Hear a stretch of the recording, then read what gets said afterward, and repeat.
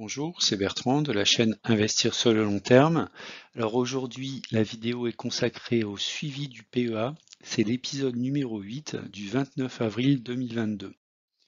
Avertissement, je ne suis pas conseiller financier. Cette vidéo n'a pas pour but de vous proposer un placement financier ou un quelconque conseil d'achat, mais uniquement un but pédagogique et de partage. Vous restez responsable de vos investissements.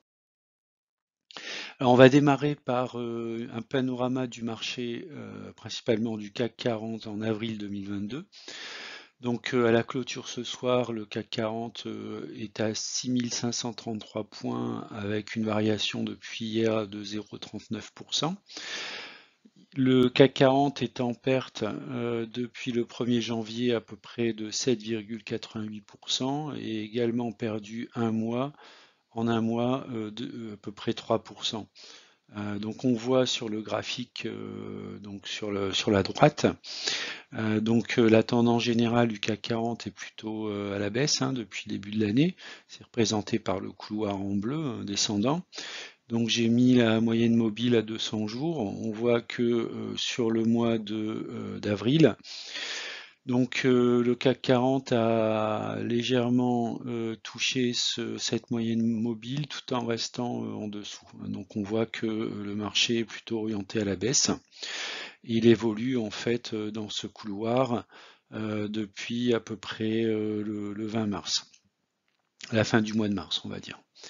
Voilà, donc j'en ai profité notamment ces derniers jours, autour du 25-28 avril, pour me renforcer et notamment entrer sur certaines actions dont on verra le détail par la suite. Alors, quelle est la situation du PEA au 29 avril 2022? Donc, le PEA a légèrement progressé, il est à 62 691 € avec une plus-value constatée de 14 839.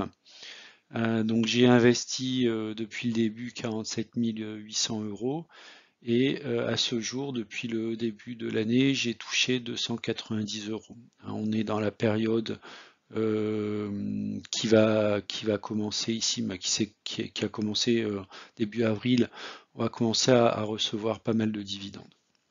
Donc c'est un chiffre qui va augmenter notamment sur le mois de mai.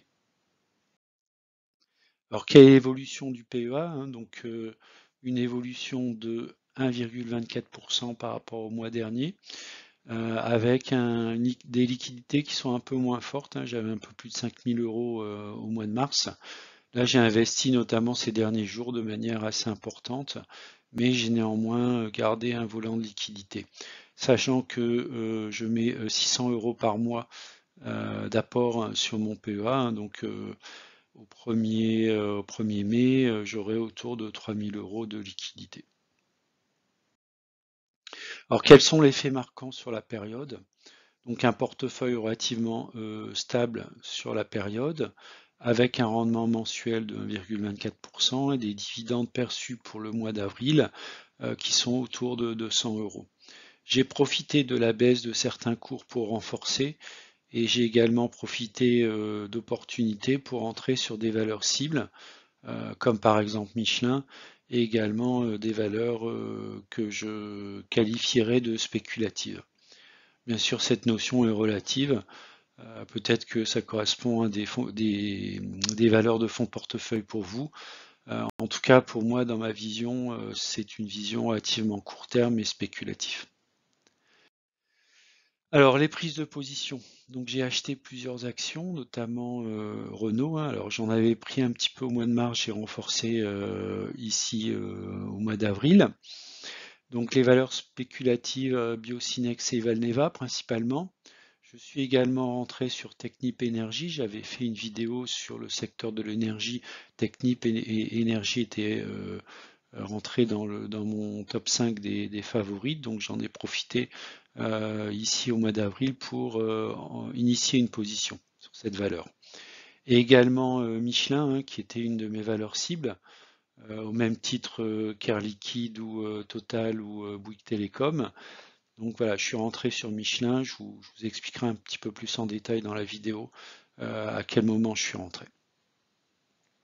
J'ai effectué des allègements Alors, sur les actions GTT et Score, alors GTT parce que l'action est au plus haut et voilà, et donc je procède à des allègements comme je l'avais prévu et comme je m'en avais fixé les règles en fait lors de mon analyse en fait de l'action. Donc je suis dans une zone de vente. Donc voilà, j'ai allégé sur GTT.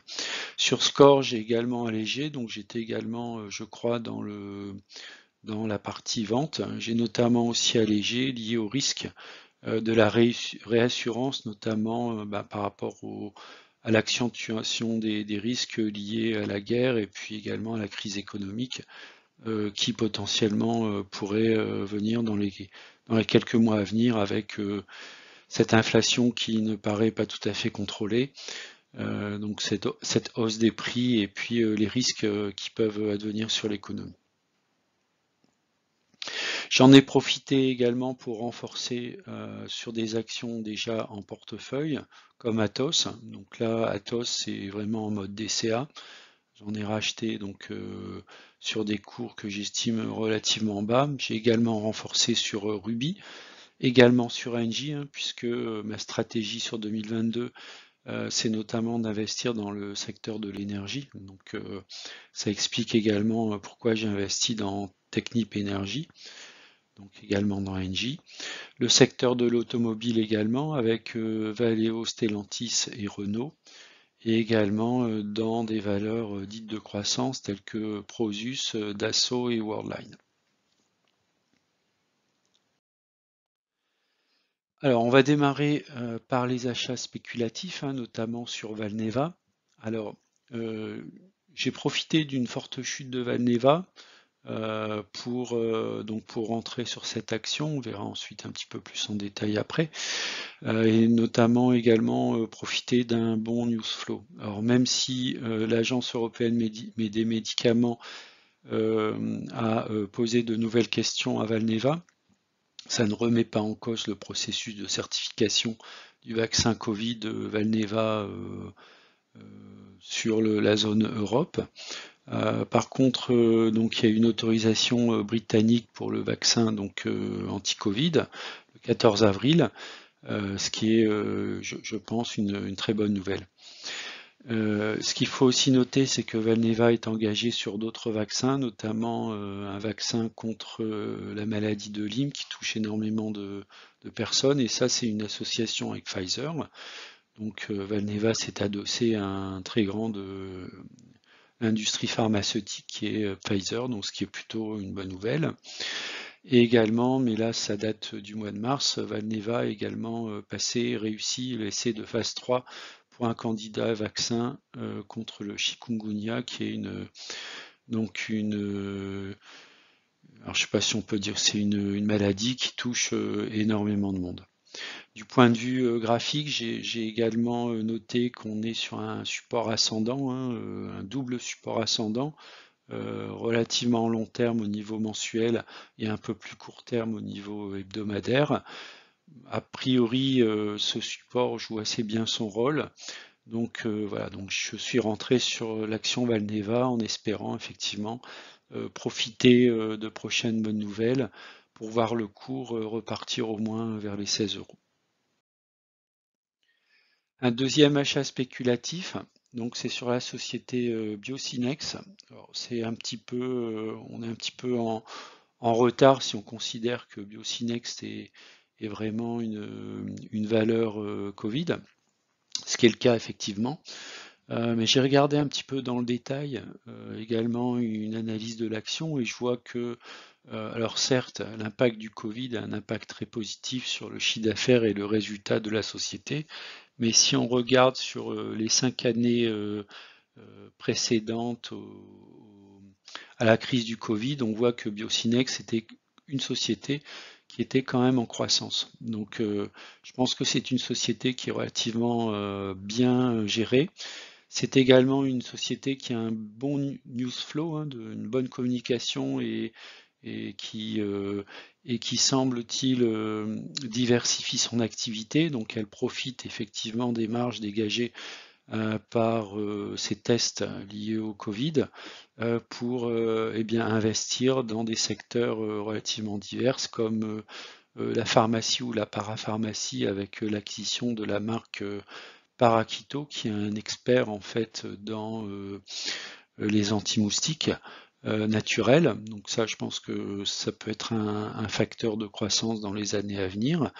Et également rentré dans le capital de TerraDiag, hein, qui est une société spécialisée dans les diagnostics, notamment les diagnostics PCR. Également un rachat de la branche santé humaine de la société Enalé, en fait, ou Enalise. Si on regarde du côté, donc du côté du dividende net par action, même s'il est exceptionnel en 2021 de 2 euros, alors qu'il était, je crois, en 2020 de 0,2 euros. Bien sûr, les bénéfices nets par action prévisionnels sur les années à venir, si la pandémie tente à reculer de manière forte, forcément ils vont également baisser, hein. Ce qui est ici dans ce tableau anticipé, c'est donc un bénéfice net par action divisé par 2. Et puis encore en baisse sur l'année 2023, mais néanmoins un PER, même si on considère les estimations 2023 un bénéfice net par action de 2,66, on reste sur un PER tout à fait raisonnable de 7. Donc je pense qu'à moyen terme, on prend relativement peu de risques à investir sur Biocinex. De manière graphique, on peut voir que Biocinex est dans un couloir ascendant. Donc depuis mi-2020. Donc alors je vais quand même surveiller l'action, notamment si elle sort du couloir vers le bas. Peut-être que je sortirai également de cette société. Alors prise de position sur Technip Energy. Alors suite à la vidéo que j'ai fait sur les valeurs énergie, en fait, quelle valeur énergie mettre dans mon PEA. Donc j'avais sélectionné un groupe de valeurs typées énergie sur le CAC 40, SBF 120, en tout cas côté en France. Et puis mon classement à partir de mes critères, notamment de rentabilité, de hausse du chiffre d'affaires, de développement, de tendance graphique, etc. Donc Technip Energy était sorti en numéro 4. Je n'en avais pas en portefeuille, voilà, j'ai comblé cette lacune et donc j'ai décidé de rentrer sur Technip Energy. Si on regarde l'évolution du chiffre d'affaires, c'est une évolution qui est plutôt très positive. Par contre, côté capitaux propres, on voit qu'il y a quand même une faiblesse des capitaux propres. Donc on peut être tout à fait ça peut être une action qui peut être assujettie à une augmentation de capital, ce qui ne serait pas forcément très positif pour les actionnaires. Côté annonce, donc Technip Energy a communiqué sur un très bon trimestre T1 2022, hein, comme vous pouvez le voir en bas, un revenu qui a augmenté, des marges qui sont de l'ordre de 6%, alors même si elles ne sont pas phénoménales, elles sont néanmoins positives, et également donc une profitabilité et une action, donc un gain par action qui a doublé en fait depuis Q1 2021. Donc c'est une société positionnée dans le secteur de l'énergie qui semble être bien gérée. On est dans un range à peu près au milieu de l'action, donc voilà, moi je suis rentré en fait sur cette action avec pour objectif éventuellement de réaliser de l'ordre de 25-30% de plus-value d'ici la fin de l'année. Voilà, en tout cas, c'est mon objectif. Des prises de position sur Michelin. Alors Michelin, j'avais fait une vidéo il y a quelques temps, hein, il y a à peu près 5 mois, où j'avais bien indiqué que c'était une de mes cibles. Je ne possédais pas l'action dans mon portefeuille. Donc, alors je m'étais dit je vais rentrer autour des 119, donc c'est ce que j'ai fait. J'ai mis un ordre à 119, qui est la limite haute de la zone de conservation. Donc on va voir. J'en ai pris 4, hein, méthode des paliers, donc 4 fois 120, ça fait 480, de l'ordre de 500 euros. Donc si l'action est amenée à baisser par la suite autour des 100 euros, eh bien je me renforcerai à hauteur d'un nouveau palier, c'est-à-dire autour de 500 euros. Donc dans ce cas, je prendrai 5 actions autour de 100 euros. Et puis si l'action est amenée à retrouver ses sommets autour des 150 €, et bien là, par contre, peut-être que je m'allégerai, je sortirai de ma position en prenant ma plus-value. Prise de position sur Renault. Alors la bonne nouvelle, c'est que Renault renoue avec les bénéfices pour 2022 et vise une marge d'au moins 4% sur cette année 2022. Donc si on regarde le graphique, il n'est pas très joli, hein, on voit qu'on est encore sur des niveaux relativement bas sur l'action depuis les 10 dernières années. Donc voilà, c'est un petit peu un pari que je fais, c'est ce que j'appellerais un achat tactique, même si j'ai une préférence à long terme plutôt pour Stellantis. Voilà, donc à noter quand même que le PER de Renault est vraiment ridicule. Si on estime que sur l'année 2022 ou l'année 2023, Renault va continuer en fait à être profitable. Donc on se retrouve avec des PER de 4,39 et 2,90 pour les estimations de l'année 2023. Voilà, donc je suis rentré sur cette valeur, j'ai acheté 36 actions à 23,35 €. Bon, on est à peu près dans le cours, hein. J'ai une légère plus-value de 3,50 €. Mon objectif sur Renault, c'est de retrouver dans un premier temps les 28-30 € et éventuellement dans un deuxième temps, peut-être solder ma position autour des 40 €. Alors, un autre point également très important de ce trimestre, hein, c'est la saison des publications, donc des résultats du premier trimestre qui a commencé. Alors, j'ai pas listé toutes les entreprises que j'ai dans mon portefeuille, j'en ai pris quelques-unes, on va dire les plus représentatives du portefeuille, avec Total Energy, donc sans surprise. Total Energy a dégagé un peu plus de 4,9 milliards de revenus nets par groupe au premier trimestre et prévoit une augmentation de 5% de son dividende. Donc ce qui est plutôt une bonne nouvelle lorsqu'on est actionnaire de Total Energy. C'est ma première ligne en fait dans mon portefeuille. Ensuite Orange. Alors, Orange a publié un chiffre d'affaires stable en légère croissance de 0,7%. La croissance est notamment tirée par l'Afrique et le Moyen-Orient.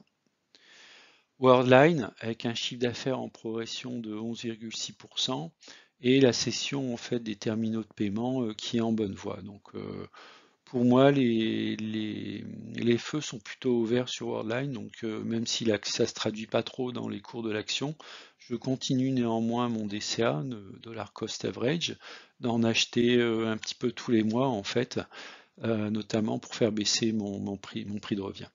On allègera bien sûr lorsqu'on dépassera en fait ce prix de revient. Ensuite, Air Liquide, sans surprise, a publié un chiffre d'affaires également au premier trimestre en hausse de 7,9%. Alors côté GTT, donc il y a une annonce qui n'a pas forcément surpris le marché, une baisse de 22% du chiffre d'affaires, avec une exposition à la Russie et un risque de révision à la baisse des objectifs 2022.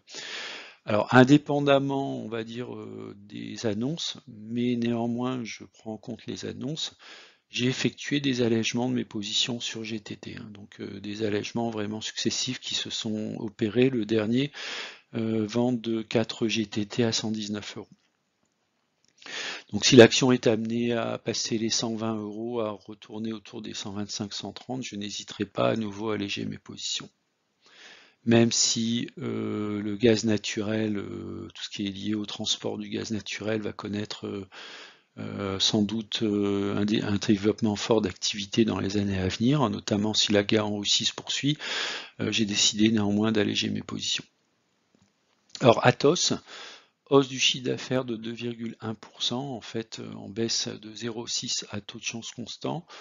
Bon, on va attendre les trimestres prochains pour voir quelle est la feuille de route en fait de la société et notamment si elle sera capable en fait de sortir, on va dire, des chiffres positifs, hein, puisque les prévisions sont entre une légère perte et une légère hausse. Donc on est quand même dans l'incertitude.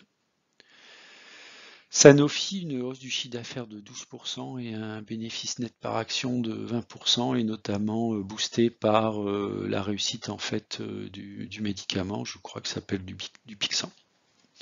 Donc j'ai gardé Sanofi, j'ai pas forcément énormément d'actions Sanofi, voilà, donc je ne vais pas alléger même si elle est potentiellement dans une zone d'allègement, dû au fait que je ne possède pas beaucoup d'actions en portefeuille et que Sanofi fait partie de mes actions long terme.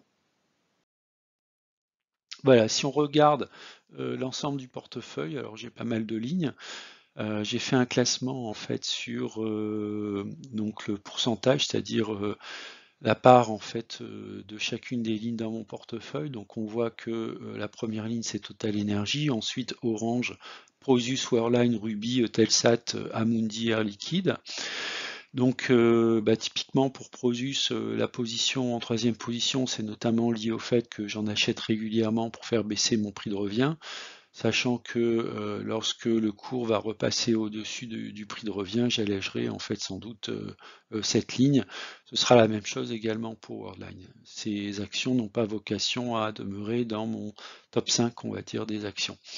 Alors par contre, ce qui peut être amené à progresser dans les semaines à venir, donc ça peut être soit les sociétés liées aux énergies, alors par exemple Engie, soit le secteur automobile, hein, comme Stellantis, ou alors le secteur médical avec Sanofi, mais si seulement l'action revenait sur des cours un peu plus abordables, on va dire.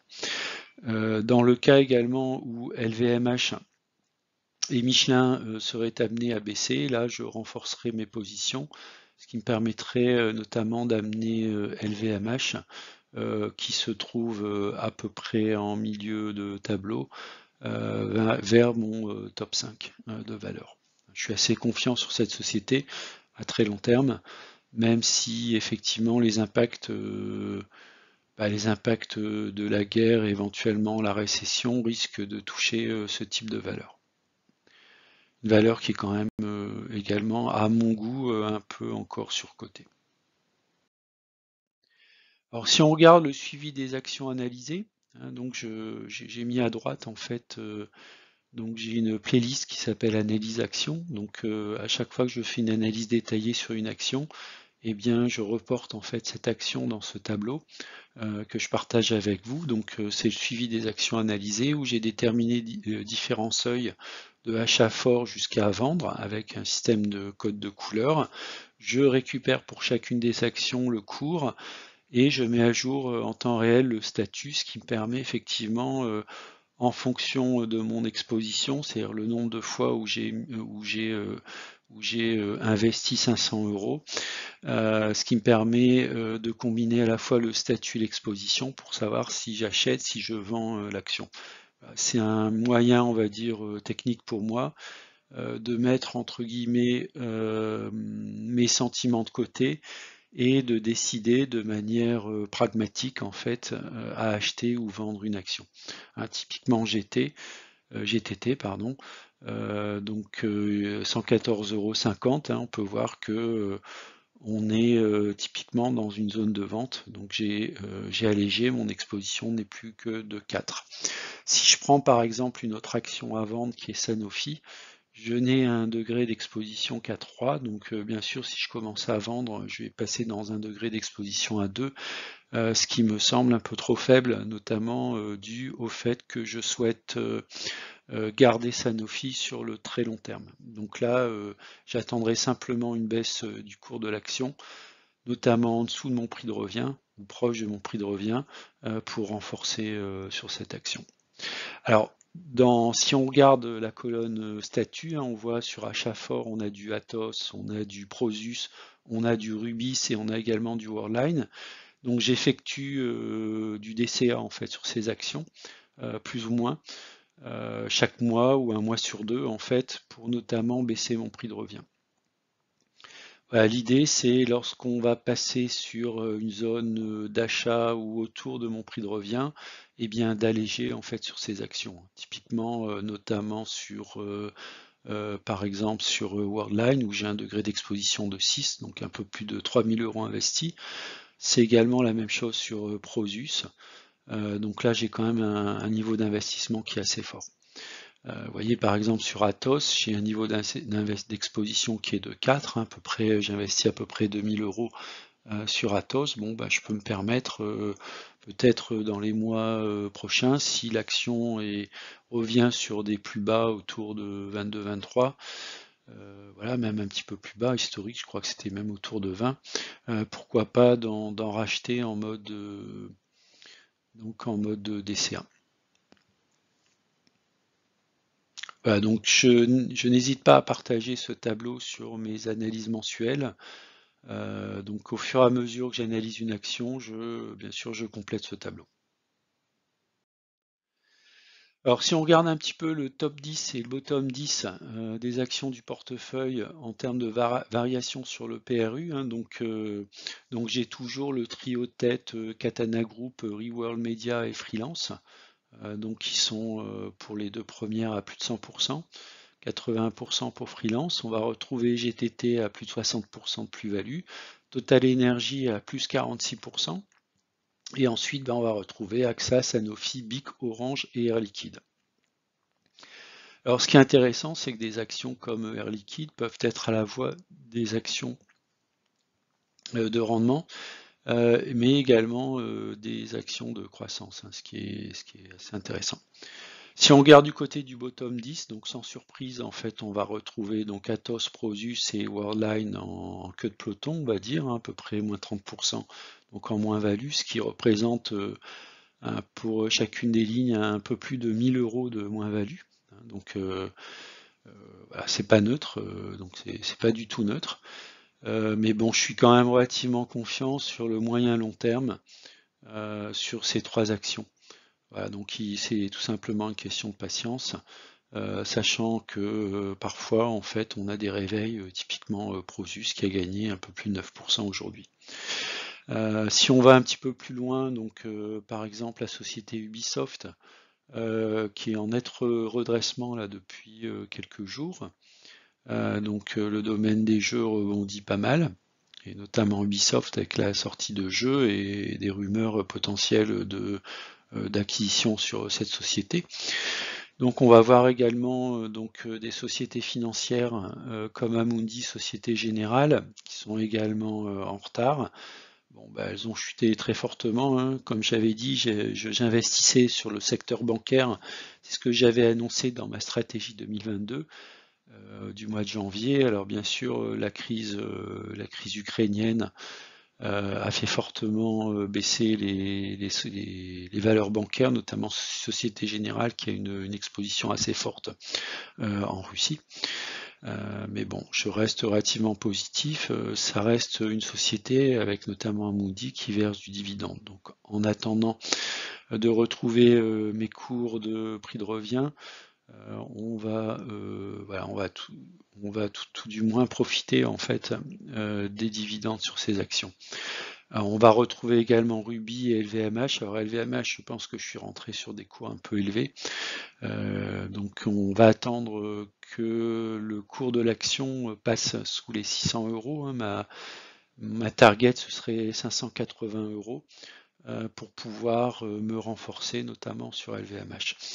Alors, je jette également un œil sur d'autres sociétés du secteur comme Kering ou L'Oréal, qui sont également, qui ont connu une baisse quand même depuis ces quelques semaines. Bon, sachant que pour moi, Hermès me semble encore un peu hors de prix, on va dire.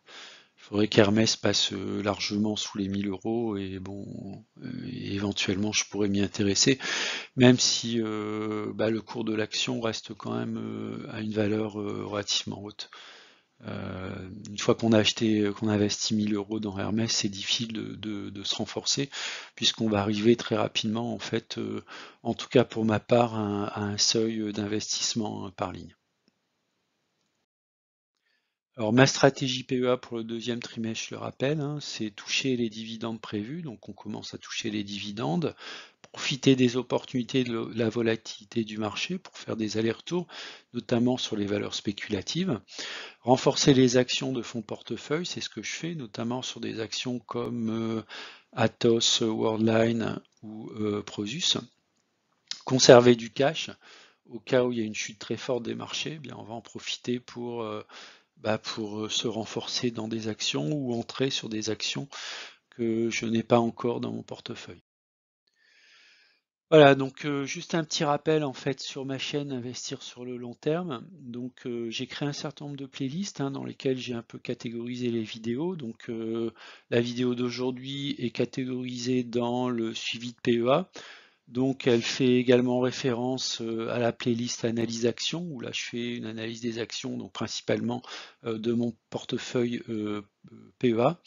J'ai également une playlist qui est le suivi du compte titre ordinaire, suivi CTO, qui correspond cette fois-ci plutôt à un compte titre ordinaire que je détiens chez DeGiro, avec principalement des actions américaines, des rates, quelques actions françaises qui sont des actions qui ne rentrent pas dans un PEA, donc typiquement des valeurs immobilières comme Gecina ou Unibail-Rodamco, et également des ETF. Je ne possède pas d'ETF dans mon PEA. Par contre, j'ai logé des ETF dans mon suivi de CTO avec un horizon dans le CTO d'avoir à peu près 50% d'ETF, notamment de croissance, et 50% d'actions américaines à rendement. Voilà, et puis il y a d'autres playlists dans lesquelles j'ai publié quelques vidéos comme les finances personnelles ou l'investissement immobilier. Je remercie les 1300 abonnés. Et puis, si vous regardez régulièrement mes vidéos et que vous n'êtes pas abonné, n'hésitez pas à vous abonner. Ça fera plaisir de voir le nombre d'abonnés augmenter de manière significative. Et n'hésitez pas également à liker mes vidéos. Ça peut permettre un meilleur référencement de la chaîne. Voilà, la vidéo est terminée. Je vous remercie d'avoir regardé cette vidéo du jour et je vous dis à bientôt. Au revoir.